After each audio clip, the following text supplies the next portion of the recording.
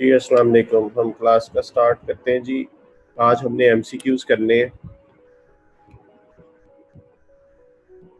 Question number 68 अगर देखा जाए तो कहता है जी what is the total annual cost of holding the inventory of the component. Holding cost हमने फाइंड करनी है। आपको याद होगा कि हमने होल्डिंग कॉस्ट का फार्मूला पढ़ा था, annual holding cost is equal to, ये क्वेश्चन नंबर 68 है,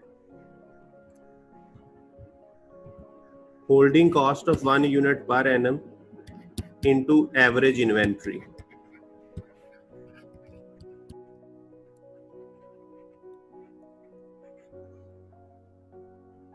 अब इस डाटा में से हम फिगर्स देखते हैं कि क्या है।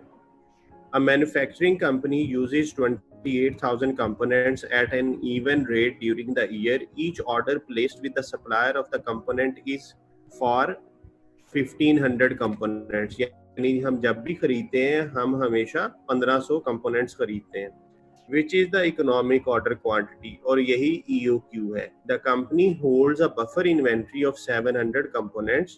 The annual cost of holding is 3। अब हमें पता है कि annual cost of holding जो है वो 3 आ गई एक यूनिट की। अब एवरेज इन्वेंट्री होता है order size divided by 2 plus buffer stock. ये फार्मूला हमने कई दफा पहले भी पढ़ा हुआ है।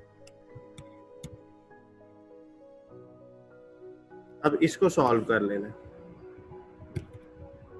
3 into order size is 1500 divided by 2 plus buffer stock। तो इसको सॉल्व कर लें।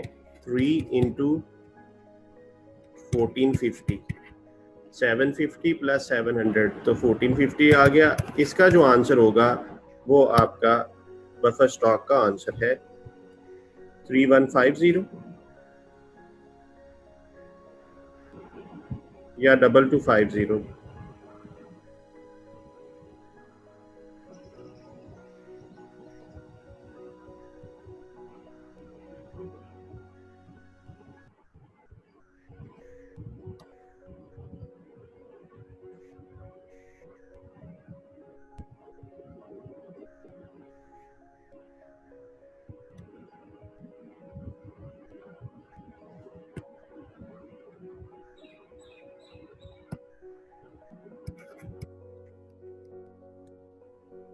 जी बच्चों आंसर ज्यादा ना भेजा करें। तो ये आंसर आ गया जी।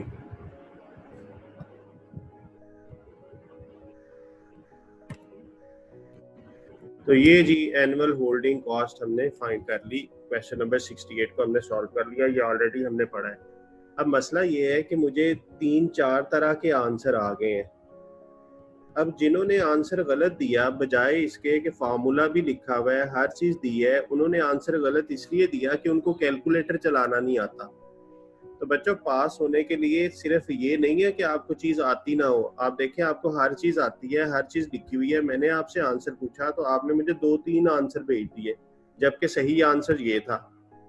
तो जिन्होंने गलत आंसर भेजे हैं उनको अपने आप का एनालिसिस करना चाहिए कि अब माशाल्लाह आप सब के सब कम से कम इंटरमीडिएट को क्वालिफाई करके आए हुए हैं, तो कैलकुलेटर चलाना नहीं आ रहा। तो इस कैलकुलेटर का इस्तेमाल प्लीज आप सीख ले, वरना आप बजाय सब कुछ आने के कैलकुलेटर गलत इस्तेमाल करके आप फेल हो जाएंगे। तो कैलकुलेटर का इस्तेमाल जो है वो ठीक करें। Okay, question number 69। The following represents the material transactions for the company for the month of December। अच्छा जी, मटेरियल की कुछ ट्रांजैक्शंस दी हुई हैं, परचेजेस हैं, इशू टू प्रोडक्शन है, मटेरियल रिटर्न ऑफ है, return to store, return to supplier. The material inventory at 1 December was, opening पे कितनी थी। What is the closing inventory. तो आपको याद होगा मैंने आपको एक लेजर सिखाया था मटेरियल का।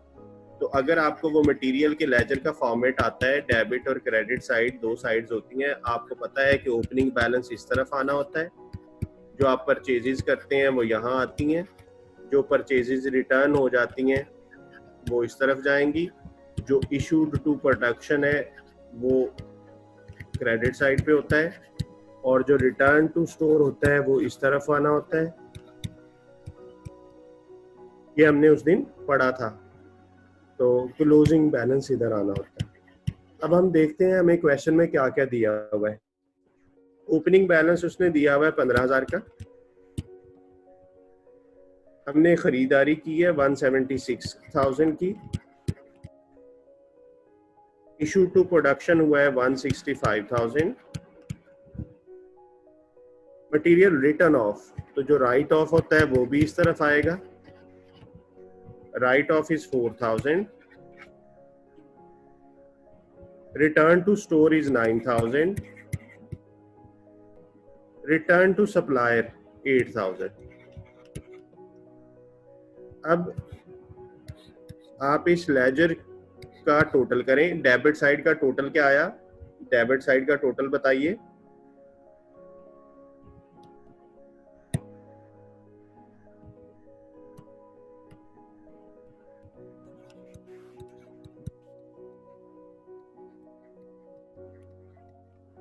तो डेबिट साइड का टोटल 2 लाख है, तो इसका मतलब है कि क्रेडिट साइड का टोटल भी 2 लाख होगा। अब हमें पता है कि जो बड़ी साइड होती है वही लेजर का टोटल होता है, तो 2 लाख डेबिट साइड पे आया, तो 2 लाख ही क्रेडिट पे होना चाहिए। अब यहाँ पे बैलेंसिंग फिगर निकालें कि कितना बैलेंस डाला जाए कि ये लेजर बैलेंस हो जाए।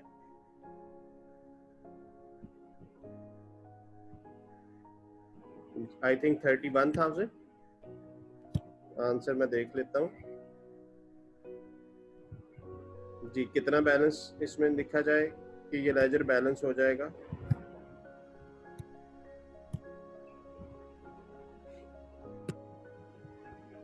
$23,000। Okay,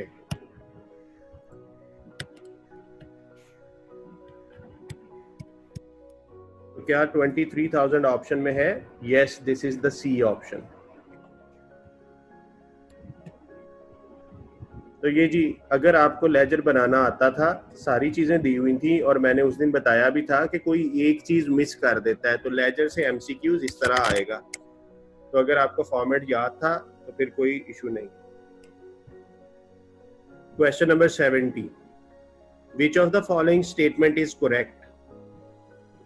A store ledger account will be updated from a goods received note only.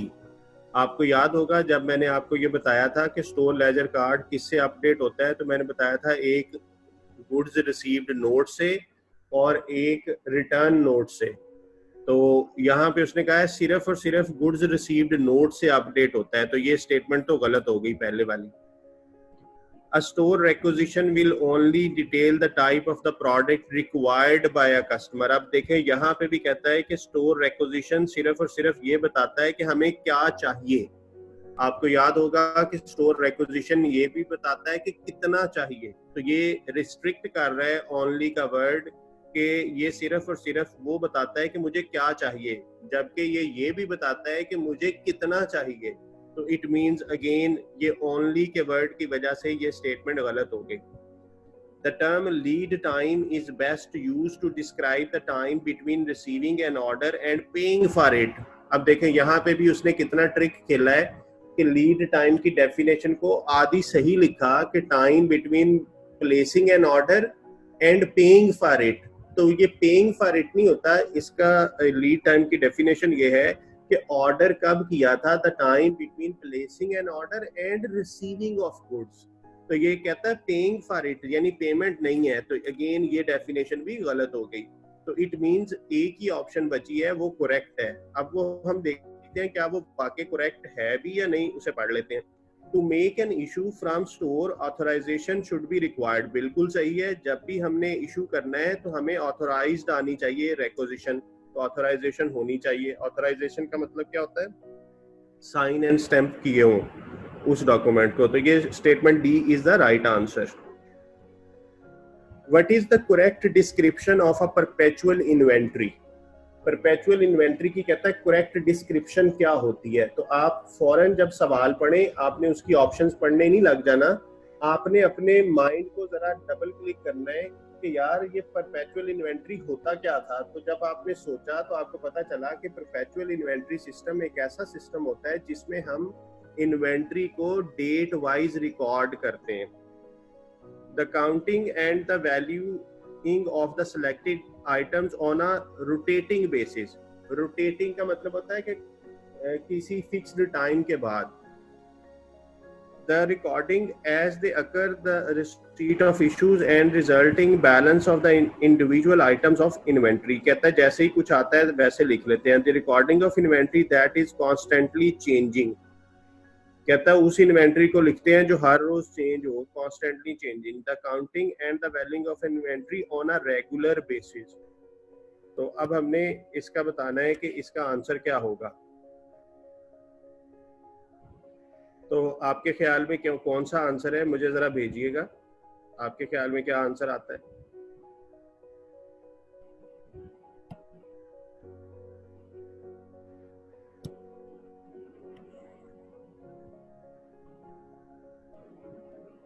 जी शाबाश, बी ऑप्शन बिल्कुल सही है, क्योंकि ये बिल्कुल डेफिनेशन पे पूरा उतर रहा है। The recording as the occur of, यानी जैसे ही होता है किसकी, रिसीट्स की, इश्यूज की, और बैलेंस भी उसी वक्त निकाल लेते हैं। कल हम स्टोर लेजर कार्ड बना रहे थे ना, जैसे ही कुछ आता था हम उसे लिख लेते थे और बैलेंस फाइंड कर लेते थे। जैसे ही हम कुछ इशू करते थे हम उसे लिखते थे, डेट वाइज उसी दिन लिख लेते थे और बैलेंस भी फाइंड कर लेते थे। तो ये B option is the right answer. बाकी उसने थोड़ा थोड़ा घुमाया हुआ है हर ऑप्शन में।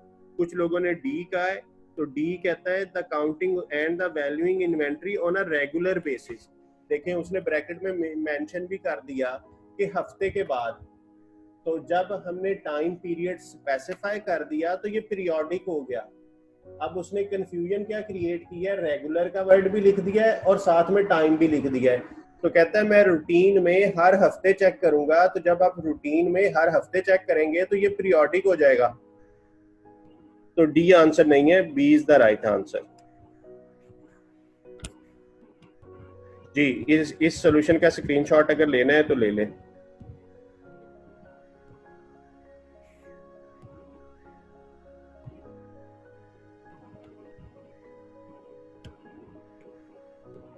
Okay, question number 72. What would be the double entry for issue of indirect material? Indirect material issue हुआ तो आपको याद होगा मैंने एंट्री उसकी लिखवाई थी, फैक्ट्री ओवरहेड अकाउंट डेबिट और मटेरियल अकाउंट क्रेडिट। अब ये एंट्री कहीं मौजूद है? देखें जरा ABCD में कोई ये एंट्री मौजूद है? अगर है तो मुझे ऑप्शन बस भेज दें कि कौन सी ऑप्शन है।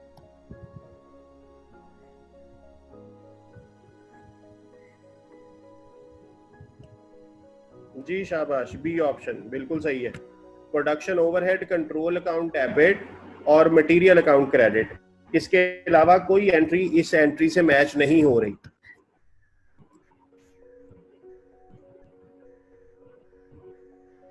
सो the right answer is the B option.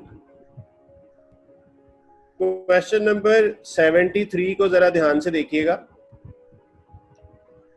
Which of the following documents would be completed in each situation? Material returned to store from production department। Production department ने मटेरियल वापस भेजा store को। तो आपको याद है कि ये कौन सा नोट होता था, गुड्स रिटर्न्ड नोट। तो ये ऑप्शन है। जब भी हमने चीजें वापस भेजनी है प्रोडक्शन डिपार्टमेंट ने स्टोर को तो गुड्स रिटर्न्ड नोट होता है। Form completed by store department detailing inventory requirement. अब ये सेकंड क्या है, कहता है एक ऐसा फॉर्म है जो कंप्लीट किया जाता है, स्टोर वाला बनाता है इसे। इसमें के अंदर क्या होता है, डिटेलिंग इन्वेंट्री रिक्वायरमेंट। मुझे क्या चाहिए तो वो परचेज रिक्विजिशन होती है। एक ऐसा डॉक्यूमेंट जो स्टोर डिपार्टमेंट बनाए कि मुझे ये चाहिए तो वो परचेज रिक्विजिशन होती है। Material returned to supplier. अब मटेरियल हमने वापस किया सप्लायर को तो वो फिर जो है वो गुड्स रिसीव्ड नोट के अंदर रिसीट्स भी होती हैं और जो हम वापस करते हैं वो उसकी डिटेल भी होती है गुड्स रिसीव्ड में। Form completed by store on receipt of goods. तो जब चीजें आती हैं तो तब भी हम गुड्स रिसीव्ड नोट बनाते हैं। Form completed by production detailing inventory requirement, यानी प्रोडक्शन डिपार्टमेंट बनाएगा कि मुझे मटेरियल चाहिए, तो वो मटेरियल रिक्विजिशन होता है।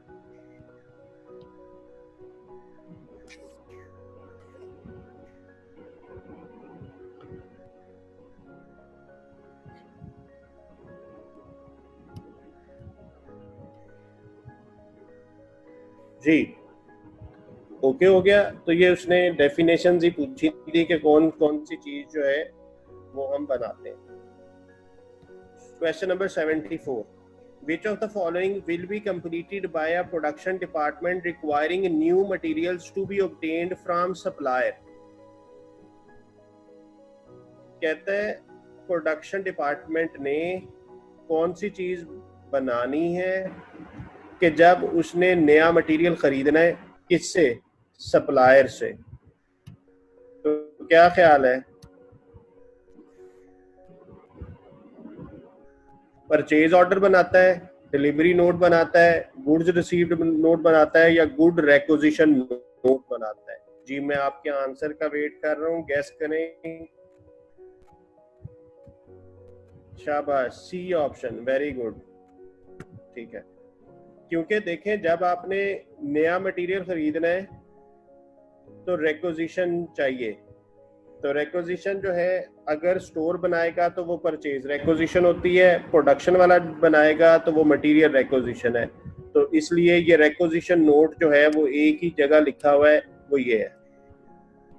परचेज ऑर्डर का तो मतलब होता है कि इतना खरीदना है, डिलीवरी नोट होता है जब चीजें आती हैं, गुड्स रिसीव नोट तब होता है जब चीजें रिसीव होती हैं, तब हमने लिखना होता है कितना रिसीव हुआ। तो यहाँ एक ही ऑप्शन बचती है, C option. The following represents the transaction on the material account for a company for the month of March. Issue to production, return to store. Material inventory at opening 23,000, closing इतना। What is the material purchased? अब देखिए again T account का सवाल आ गया। Opening balance 23,000, closing balance is 15,000। जोन सी चीज जहां आनी है मैं लिखता जा रहा हूं। परचेजेस फाइंड करनी है इस सवाल में, वो दी नहीं हुई। इशू टू प्रोडक्शन, तो ये जो इशू टू प्रोडक्शन होता है वो क्रेडिट साइड पे आता है 144। इसी तरह रिटर्न टू स्टोर, तो स्टोर को जो वापस आया वो इस तरफ आ गया जी 5,000। तो सारी चीजें हमने लिख ली हैं, 144 भी, 5,000 भी, ओपनिंग क्लोजिंग भी। तो इसको टैली कर लेते हैं, इसका सम कितना बन जाएगा? 159,000। तो ये भी 159,000 होना चाहिए। तो यहाँ पे बैलेंसिंग फिगर कितनी आती है, आंसर बताइएगा।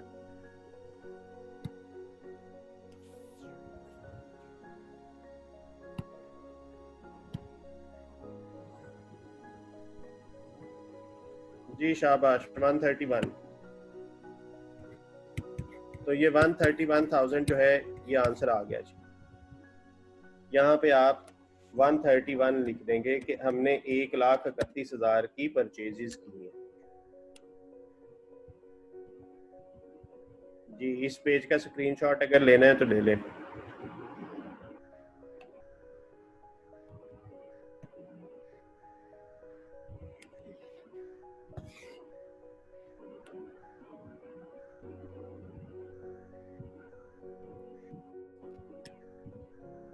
Which of the following procedures are carried out to minimize losses from inventory?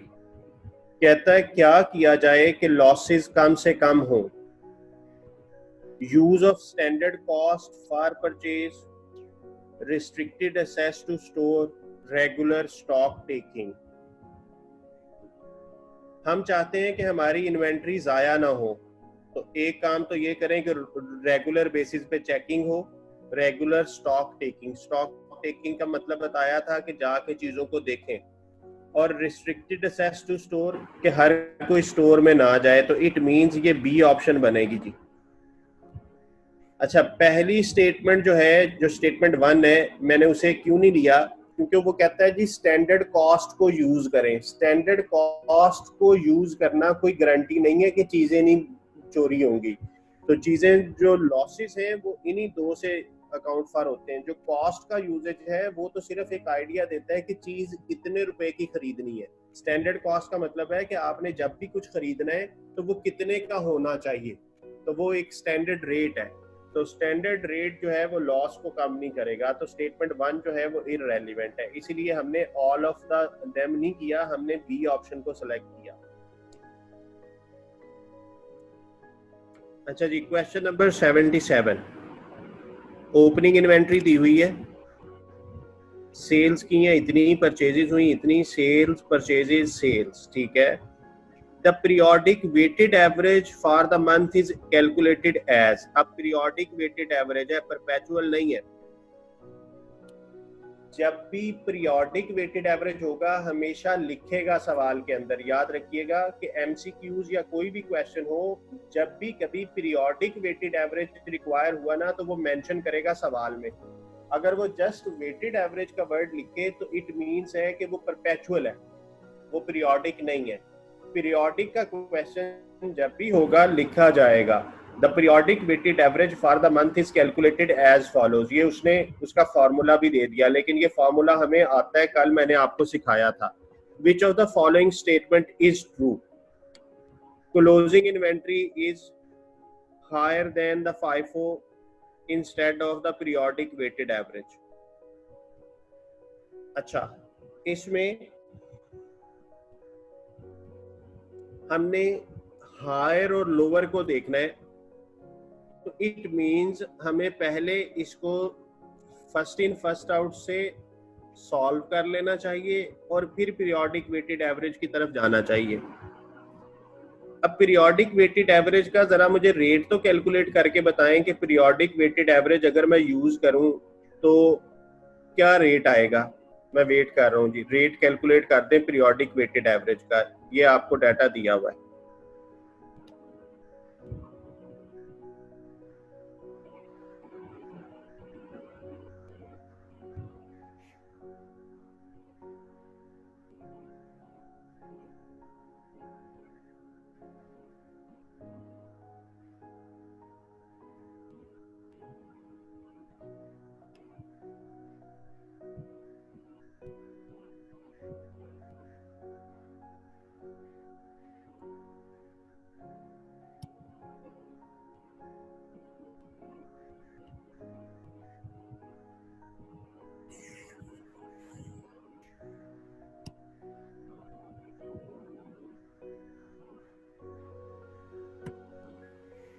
अच्छा, मुझे अभी तक आंसर नहीं आया, इसका मतलब है कि मुझे आपको सॉल्व करा देना चाहिए। कल हमने ये पढ़ा था कि जब भी हमने पीरियोडिक वेटेड एवरेज रेट लेना है तो हम एक फार्मूला यूज करते थे।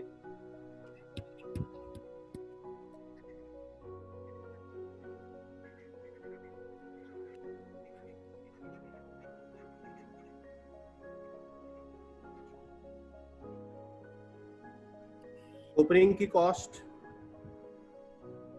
की कॉस्ट कितनी बनेगी? 100 इंटू 2.52, तो ये बन जाएगा 252। तो ये ओपनिंग की कॉस्ट होगी। प्लस परचेजेस 140 इंटू 2.56, ये मुझे लिखवाइएगा 140 इंटू 2.5। अच्छा, आई थिंक डिसकनेक्शन की वजह से ना वो स्क्रीन शेयरिंग ऑफ हो गई थी, तो मेरी शायद आवाज़ आपको आती रही है, स्क्रीन नहीं नजर आई। स्क्रीन तो ये मौजूद है, आप बाद में स्क्रीनशॉट ले लीजिएगा, मैं रिपीट भी कर दूंगा।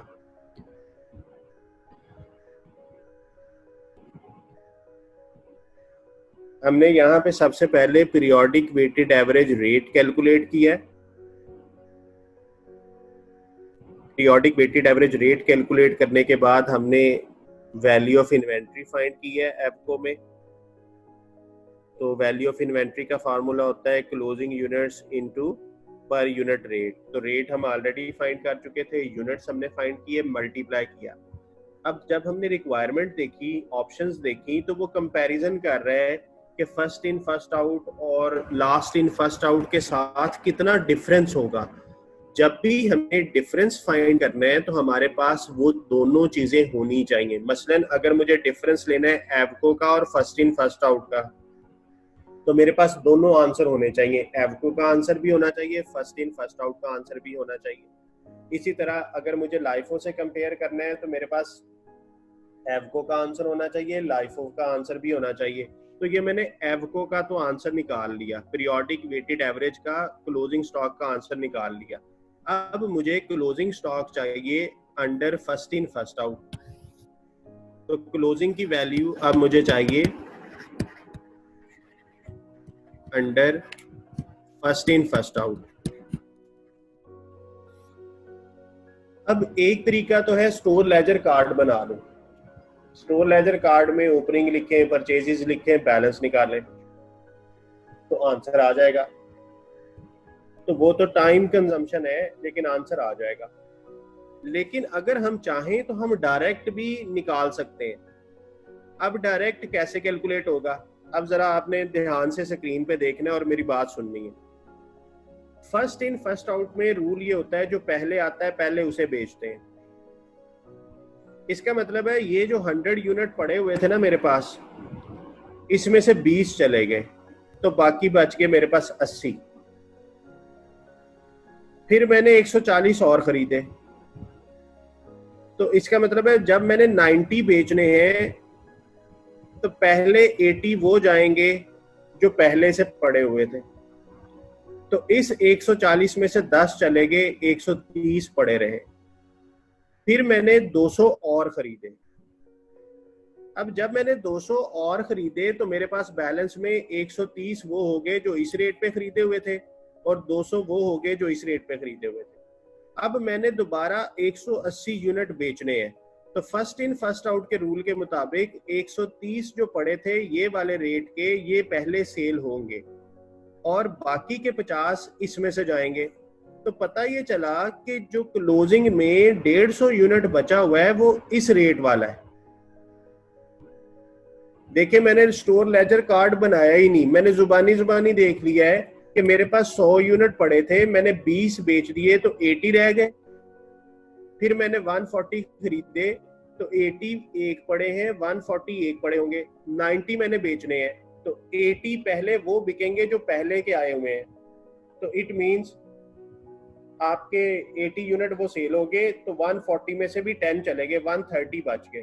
तो 130 बच गए 2.56 वाले और 200 मैंने मजीद खरीदे। अब मैंने उसके बाद 180 बेचे, तो इसका मतलब है 130 वो चले गए पुराने और 50 इन नए में से। तो जो क्लोजिंग स्टॉक की वैल्यू बनी,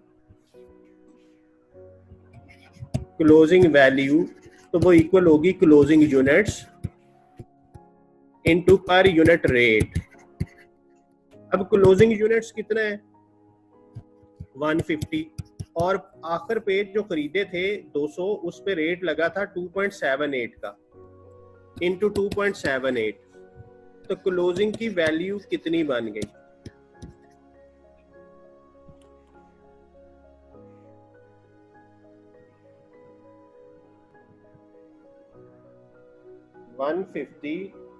मल्टीप्लाइड बाय 2.78, 417।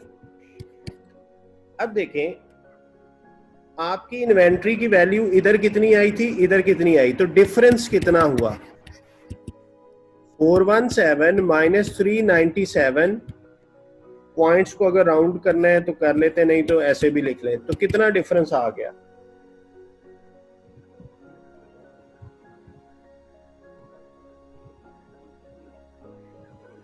19.365। तो ये डिफरेंस आ गया जी दोनों इन्वेंट्रीज का। अब हम स्टेटमेंट पढ़ते हैं।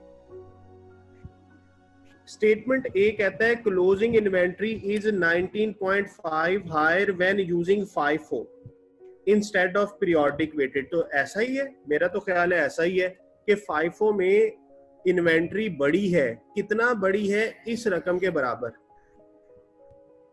तो ये ऑप्शन सही लग रहा है, लेकिन मैं अगले भी पढ़ लेता हूं। Closing inventory is 19.5 lower than FIFO instead of the periodic weighted average. कहता है फाइफो में छोटी होगी, नहीं जी ये बड़ी है, ये बी ऑप्शन तो गलत है।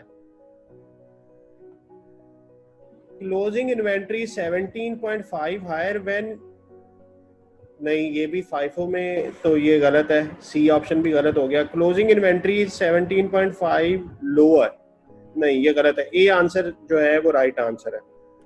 तो देखिए हमने किया क्या, हमें उसने दोनों मेथड्स में इन्वेंट्री का डिफरेंस पूछा था। सवाल थोड़ा सा टेक्निकल है, उसने हमें इन्वेंट्री में डिफरेंस पूछा था दो मेथड्स में, एक फाइफो में, एक पीरियोडिक वेटेड एवरेज में।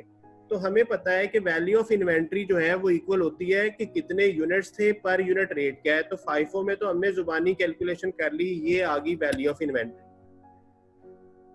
एवको में भी हमने कॉन्सेप्ट वही यूज किया, लेकिन मसला ये था कि पर यूनिट रेट नहीं दिया था, तो हमने पहले ये पर यूनिट रेट कैलकुलेट किया ये वाला। तो ये पर यूनिट रेट आया, उसे नंबर ऑफ यूनिट से मल्टीप्लाई किया तो आंसर आ गया। दोनों आंसर्स का डिफरेंस लिया तो जो आंसर मोस्ट सूटेबल था उस ऑप्शन को सिलेक्ट कर दिया। तो ये जी इस तरीके से करना है आपने। Question number 78. In the year ended 31st August 20x4, a record showing the closing inventory of 1000 units compared to the 950 units of opening inventory. यानी क्लोजिंग में इतने यूनिट्स थे और ओपनिंग में इतने यूनिट्स थे। Which of the following statement is true assuming that prices have fallen? Prices जो हैं वो कम हुई हैं। तो इस सूरत में क्या होगा,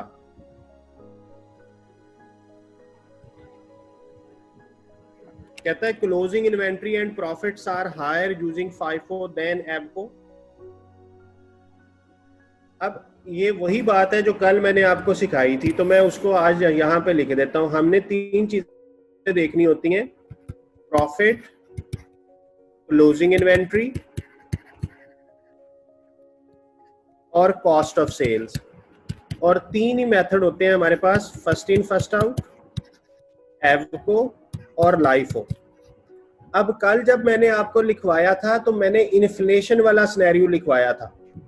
अब प्राइसेस कम हो रही हैं तो मैं डिफ्लेशन के हिसाब से देखूंगा, प्राइसेस कम हो रही हैं तो अब मैंने इस सिनेरियो में लिखना है। प्राइसेस कम होने का मतलब है कि जब भी आप खरीदेंगे सस्ता खरीदेंगे। तो इसका मतलब ये हुआ कि फर्स्ट इन फर्स्ट आउट में पहले वो सेल होगा जो महंगा खरीदा था।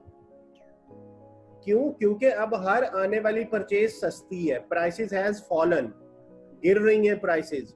तो इसका मतलब है जो सबसे पहले खरीदा होगा ना वो सबसे महंगा होगा। तो इस सूरत में कॉस्ट ऑफ सेल हायर होगी फर्स्ट इन फर्स्ट आउट में। तो जब कॉस्ट ऑफ सेल हायर होगी तो इन्वेंट्री लोअर होगी, और इसी तरह जब कॉस्ट हायर होगी तो प्रॉफिट लोअर होगा। तो अगर आपने एक चीज ढूंढ ली है तो अब दूसरी चीजें ढूंढना मसला ही कोई नहीं है। अगर आपने कॉस्ट ऑफ सेल हायर कही तो लास्ट इन फर्स्ट आउट में ये लोअर होगी, ये लोअर था तो ये हायर होगा और ये हायर होगा। तो अगर आपने पेपर में बैठे हुए रफ वर्किंग में ये चीजें बना ली तो आपका थ्योरेटिकल क्वेश्चन गलत हो ही नहीं सकता।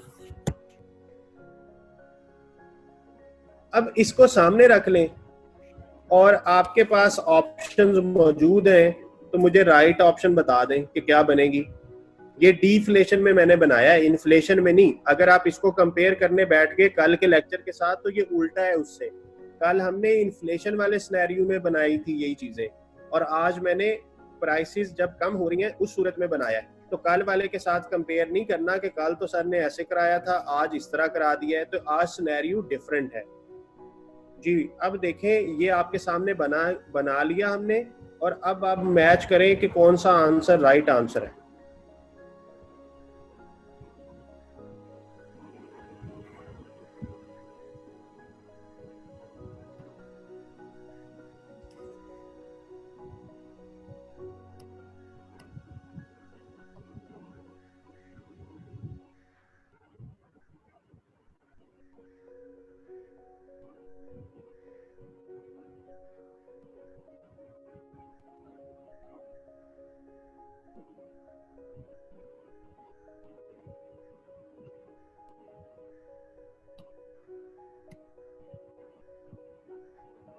जी मैं आंसर देख रहा हूँ।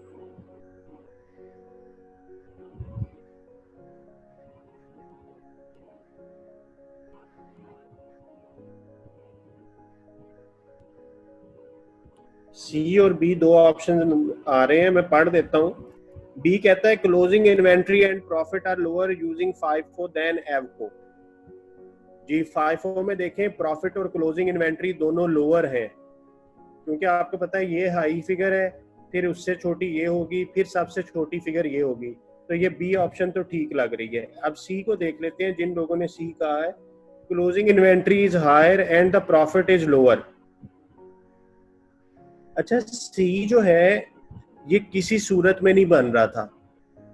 अगर आप कल वाला ग्राफ देखें और आज वाला देखें, ग्राफ कह रहा हूं टेबल, अगर आप कल वाला टेबल देखें और आज वाला टेबल देखें, हमेशा इन्वेंट्री, क्लोजिंग इन्वेंट्री और प्रॉफिट एक जैसे होंगे। यानी अगर इन्वेंट्री लोअर है तो प्रॉफिट भी लोअर है, इन्वेंट्री हायर है तो प्रॉफिट भी हायर है। तो ये जो सी ऑप्शन है ना, ये किसी सूरत नहीं बनती, ये ऑपोजिट लिखा हुआ है। इन क्लोजिंग इन्वेंट्री और प्रॉफिट हमेशा सेम डायरेक्शन में होते हैं। अगर क्लोजिंग इन्वेंट्री लोअर होगी तो प्रॉफिट भी लोअर होगा, अगर क्लोजिंग इन्वेंट्री हायर होगी तो प्रॉफिट भी हायर होगा। इसका मतलब है दो ऑप्शंस तो वैसे ही निकल जाएंगी इस सवाल में। जिसमें उसने इन्वेंट्री और प्रॉफिट को ऑपोजिट कर दिया वो गलत है। तो एक तो उसने कहा कि closing inventory is higher profit is lower, तो ये तो गलत हो गया, लॉजिकली गलत है। Closing inventory is lower and profit is higher, ये भी लॉजिकली गलत है। अब बची सिर्फ दो ऑप्शंस, तो उसमें से हमने राइट ऑप्शन चूज कर ली। तो आपका मेन जो ट्रिक था वो ये टेबल बनाना था। आपने तीन चीजें देखनी होती हैं और मेथड्स के हिसाब से उसे सोच लेना है, और सिनेरियो याद रखना है कि इन्फ्लेशन है या डिफ्लेशन है। तो जो लोग रट्टा लगा लेते हैं इन्फ्लेशन वाले को, पेपर में एग्जामिनर सवाल देता है डिफ्लेशन वाले को, तो वो सवाल गलत कर बैठते हैं। जी इसका स्क्रीनशॉट ले लिया होगा आपने।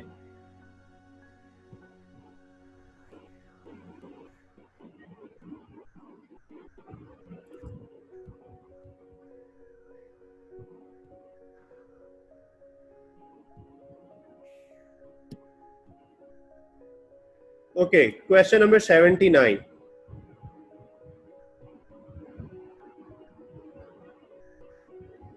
Inventory purchases, sales, purchases, sales. Opening inventory इतनी थी, 6 items थी at the rate 15 each. What would be the gross profit for the quarter using the weighted average cost method? अब ये कौन सा weighted average cost method है, periodic या perpetual? आपको मैंने बताया कि जब भी पीरियोडिक होगा क्वेश्चन के अंदर पीरियोडिक का वर्ड लिखेगा। तो अगर उसने पीरियोडिक का वर्ड नहीं लिखा तो इट मींस ये परपेचुअल है। तो आपने पहले स्टोर लेजर कार्ड बनाना है, स्टोर लेजर कार्ड जैसे कल बनाया था। डेट का कॉलम आ जाएगा, परचेजेस का कॉलम आ जाएगा,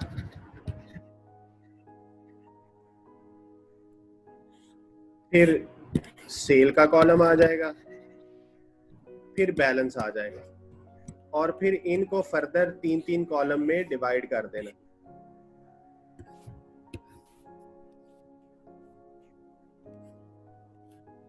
और यूनिट्स पर यूनिट कॉस्ट और टोटल कॉस्ट बना लेंगे। यहां जो आंसर आएंगे इनका जो टोटल होगा वो होगा जी कॉस्ट ऑफ सेल्स। यानी सेल की जो कॉस्ट है जो आपने निकाला स्टोर लेजर कार्ड बना के, ये कॉस्ट ऑफ सेल आ गई।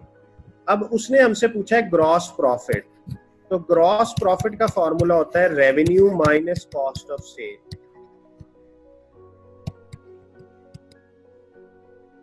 अब कॉस्ट ऑफ सेल आपने ये वाली फिगर यहां लिख देनी है। रेवेन्यू क्या होगा, रेवेन्यू ये है जी 10 यूनिट बेचे एट द रेट ऑफ 30, तो ये बना 300। इसी तरह 5 यूनिट बेचे एट द रेट ऑफ 30, तो रेवेन्यू होगा 450। तो रेवेन्यू की जगह पे आप लिखेंगे 450 माइनस कॉस्ट ऑफ सेल। तो ये जो आंसर आएगा इसको जीपी कहते हैं। तो ये क्वेश्चन आपने खुद करना है जी कंप्लीट। ये कल मैंने आपको एवको का पूरा स्टोर लेजर कार्ड बनवाया था, आप स्टोर लेजर कार्ड बनाएं, कॉस्ट ऑफ सेल का जो आंसर आए उसे यहाँ पे पुट करें, और रेवेन्यू आपको पता है कि रेवेन्यू किसको कहते हैं, सेल्स से आने वाले पैसे को। तो सेल्स आपने की है 10 units at the rate of 30 और 5 units at the rate of 30। ये बात मैंने आपको कल भी बताई थी कि ये जो 30 है ये इनकी प्राइस है। मैंने एक सवाल भी कराया था जिसमें प्रॉफिट कैलकुलेट हुआ है।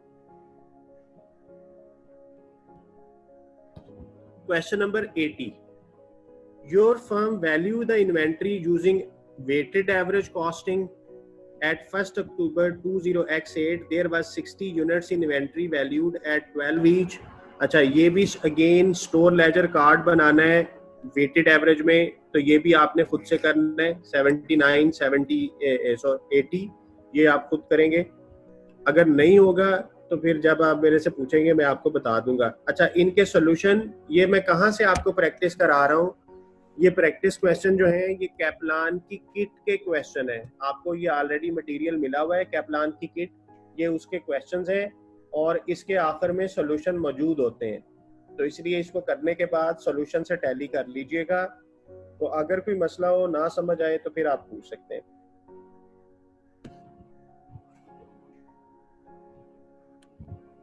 अच्छा जी, 81 इन्वेंट्री है 1 जुलाई को 15 यूनिट्स की,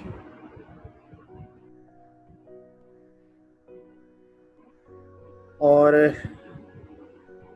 3 जुलाई को इतने यूनिट्स हैं, 8 को इतने हैं, 12 को इतने हैं।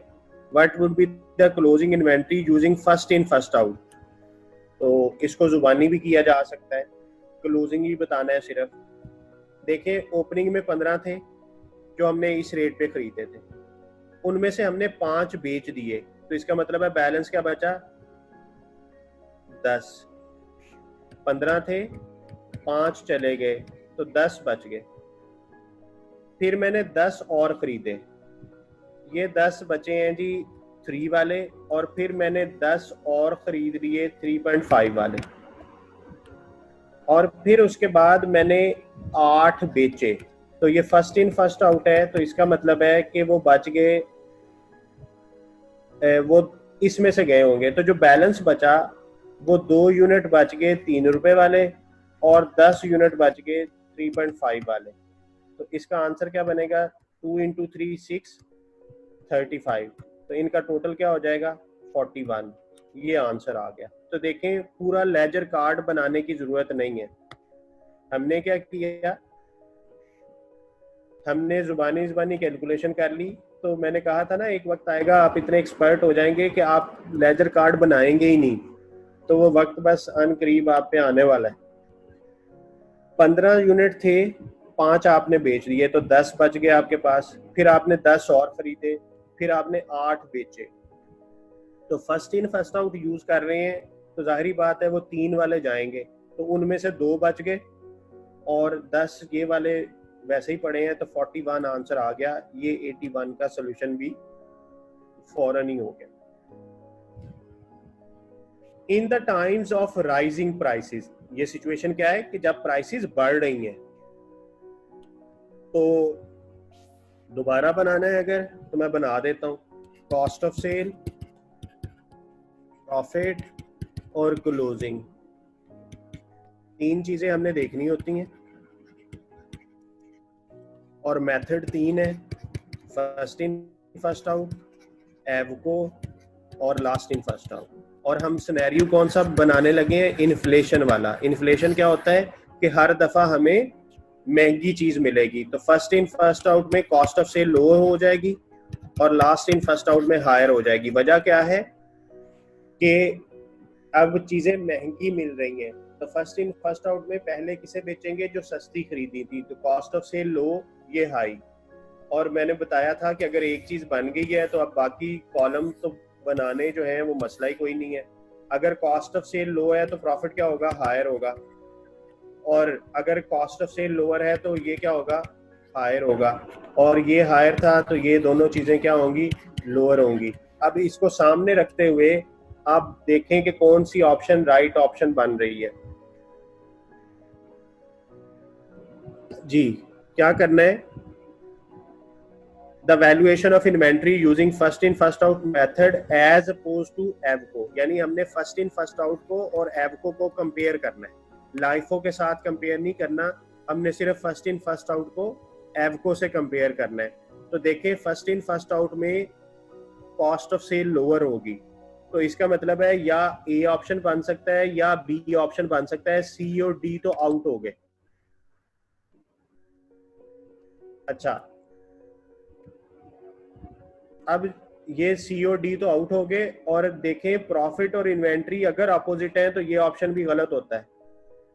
तो ए ऑप्शन ही बचा कि कॉस्ट ऑफ सेल लोअर होगी, प्रॉफिट हायर होगा और इन्वेंट्री भी हायर होगी। तो ये देखें ये पहली ऑप्शन बन रही है कि फर्स्ट इन फर्स्ट आउट को जब एवको से कंपेयर करेंगे तो ये आंसर बनेगा। जी आपके आंसर देख लेता हूँ, आपने भी मेरा ख्याल है मेजोरिटी ने ए ही बताया है। जी ठीक है, ए है।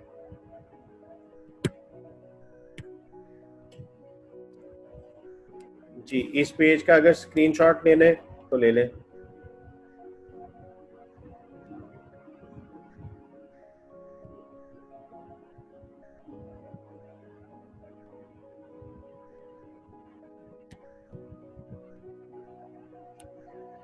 अब ये 83, a company determines its order quantity for a component using EOQ. What would be the effect on the EOQ at the and the total annual ordering cost of an increase in the annual cost of holding one unit of the component? अब देखें EOQ का जो formula है ना वो होता है 2COD divided by CH under square root. अब वो कहता है कि अगर होल्डिंग कॉस्ट में फर्क पड़ जाए, इजाफा हो जाए, एन इंक्रीज, ये जो फिगर है ये इंक्रीज हो जाए, तो जब बेस में आंसर बड़ा लिखेंगे तो EOQ छोटी हो जाएगी। जब ये CH अगर पहले 5 थी, बाद में इसे 8 कर दें, बाकी दोनों चीजें वही रहे, CO भी वही रहे, डिमांड भी वही रहे, तो इसका इम्पैक्ट आएगा EOQ विल लोअर, EOQ का आंसर छोटा हो जाएगा। अच्छा, अगर EOQ का आंसर छोटा हुआ तो नंबर ऑफ ऑर्डर्स बढ़ जाएंगे। नंबर ऑफ ऑर्डर्स का फार्मूला क्या होता है? नंबर ऑफ ऑर्डर्स का फार्मूला होता है annual demand divided by EOQ, यानी ऑर्डर साइज। तो जब EOQ छोटी हुई तो ये वाली बेस छोटी हुई, तो ultimately number of orders high हुए। जब नंबर ऑफ ऑर्डर्स हाई हुए तो एनुअल ऑर्डरिंग कॉस्ट बढ़ गई, तो इट मींस ए ऑप्शन बनेगा कि इसकी वजह से EOQ लोअर हो जाएगी और एनुअल ऑर्डरिंग कॉस्ट जो है वो हायर हो जाएगी। मैं रिपीट कर देता हूँ इस सवाल को। इस सवाल में उसने कहा कि अगर annual holding cost of one unit जो है वो बढ़ जाए तो CH इंक्रीज करने से EOQ का आंसर छोटा हो जाएगा। जब EOQ का आंसर छोटा हुआ तो नंबर ऑफ ऑर्डर्स बढ़ जाएंगे। ये हमें पता है कि annual demand divided by order size करते हैं, तो यहाँ से नंबर ऑफ ऑर्डर बढ़ेंगे। जब नंबर ऑफ ऑर्डर बढ़ेंगे तो एनुअल ऑर्डरिंग कॉस्ट, ये आंसर आया EOQ will be lower and total annual ordering cost will be higher. A company uses EOQ model to establish the reorder quantities. The following information relates to the forthcoming period: ordering cost, holding cost, annual demand, purchase price. EOQ. No safety inventory is held. What is the total annual cost of inventory? Total purchase cost बतानी है, total ordering cost और total holding cost। तो ये हमने सवाल बहुत दफा किए हुए हैं ऐसे। एनुअल परचेजिंग कॉस्ट जो है वो हमारी कैसे निकलती है?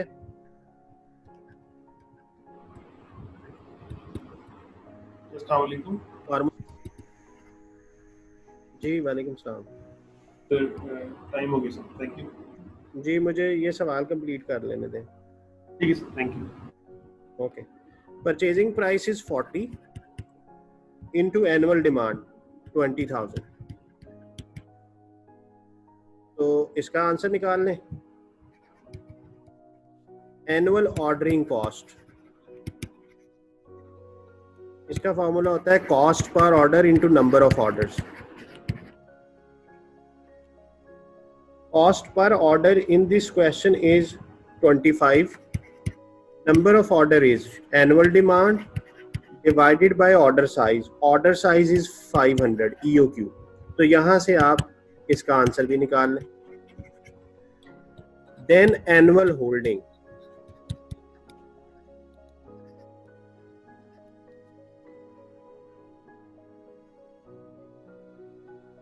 उसके लिए हमें चाहिए होता है CH इंटू एवरेज इन्वेंट्री।